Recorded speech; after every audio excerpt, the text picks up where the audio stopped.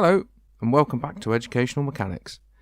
I'm Matt, and in this video we're going to look a bit deeper into the air braking system, in particular at the air brake relay. So hold on to your seats. A quick recap on what we already know, but if you want a bit of a refresher, click here to watch our Introduction to Air Brakes video. So, we've got an engine-driven air compressor that supplies a reservoir which holds compressed air ready for use. The reservoir supplies the driver's controls. Then the driver controls where the air goes. Releasing the park brake by the hand control valve supplies air to the secondary chambers, compressing the power spring, which takes the brakes off. And this air remains in the secondary chamber all the while the park brake is in the off position.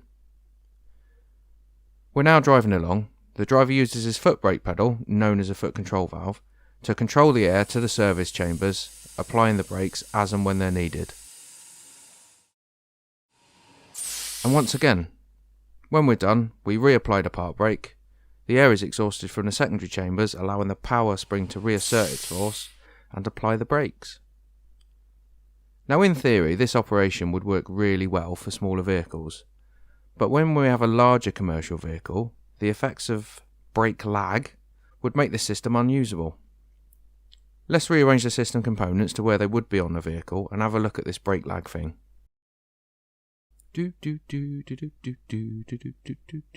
Right then. As we had before, the air compressor supplies a reservoir which holds compressed air ready for use, and the reservoir supplies the driver's controls. But it takes far longer for the air to reach the secondary chamber on the spring brake actuator and in turn compress the power spring and release the brakes. But that's not so bad, is it? Just takes a bit longer for the park brake to be released. Well, let's have a look at the service brake then. As the driver applies the foot brake, it takes a relatively long time for the air to travel to the rear service brake and build up in sufficient quantity to apply the brakes.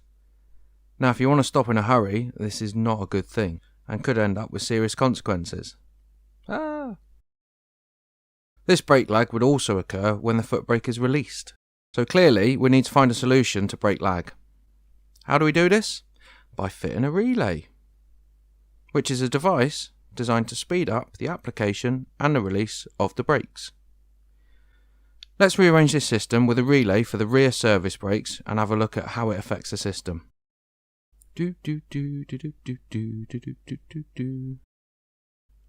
Right then. What we've done here is put a relay at the back, close to the rear service brakes, and also put a reservoir there, so it's got a close by supply of compressed air. Now, we only need a signal pressure to activate the relay, so we can use small pipes, allowing the signal to get from the foot control valve to the relay much quicker than with our previous large piping. When the driver applies the foot brake, the signal pressure is sent to the relay, which in turn uses the compressed air in its own reservoir to make that same application to the rear service brakes with the larger pipes, minimising the brake lag. And on releasing the foot brake, only the signal is exhausted from the foot control valve, while the main air that we're using to apply the rear service brakes gets exhausted through the relay. And that's how we solve the problem of massive brake lag with a relay. Now we know we can use a relay to speed up the application and release of the service brakes. We can put relays in other systems, like the secondary or park circuit.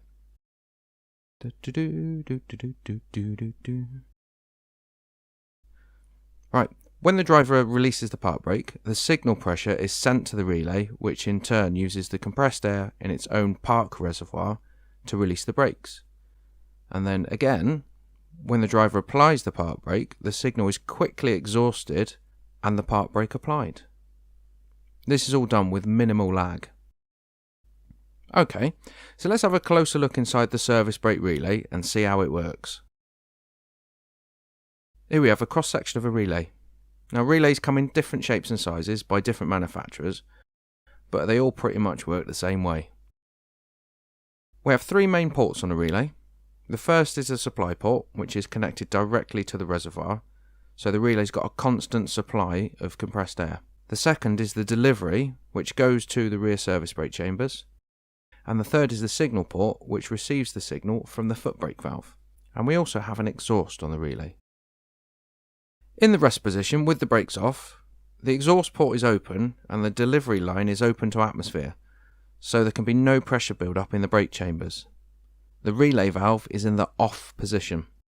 When the driver makes a foot brake application, air is sent down the signal line and starts to act on the top of the piston.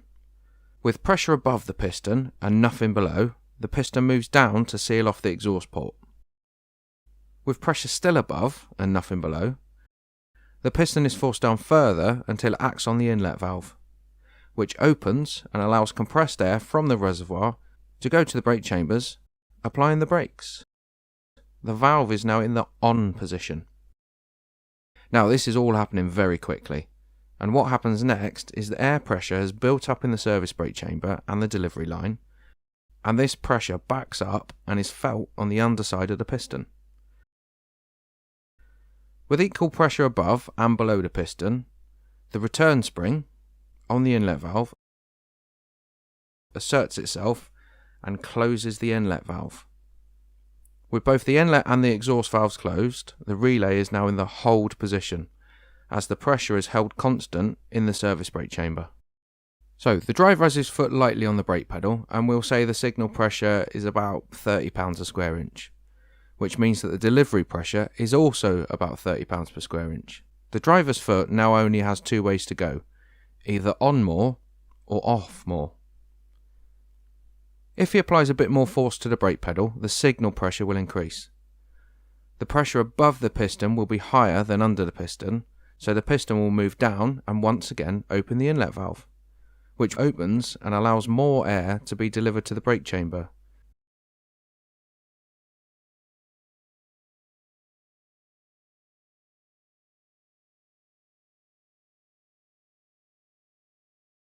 The pressure equalises and the return spring closes the inlet valve, and we once again find ourselves in the hold position. Right, this time the driver is going to remove some force from the pedal, but not all of it. The signal pressure above the piston reduces. With a higher pressure below the piston than above it, the piston is forced up, opening the exhaust valve, allowing air from the brake chambers to be exhausted through the relay. With the inlet valve closed and the exhaust open, the valve is in the off position. So when the delivery line is exhausted enough and the pressure under the piston has decreased, the pressure above acts on top of the piston, forcing it down, sealing off the exhaust, and places the relay once again in the hold position. Right then, the driver is now going to completely remove their foot from the brake pedal. The signal is exhausted through the foot brake valve, and the air pressure under the piston from the brake chamber lifts the piston, opening the exhaust valve, allowing the air to be exhausted through the relay. The valve is once again in the off position.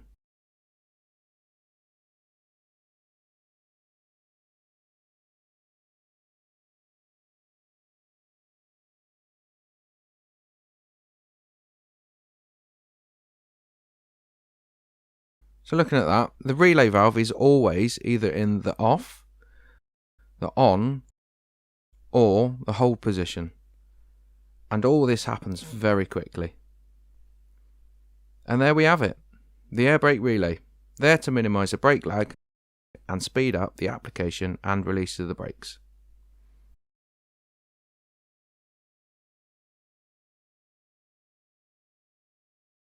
We'll have a look at more air brake components in other videos. Thanks for watching. Bye.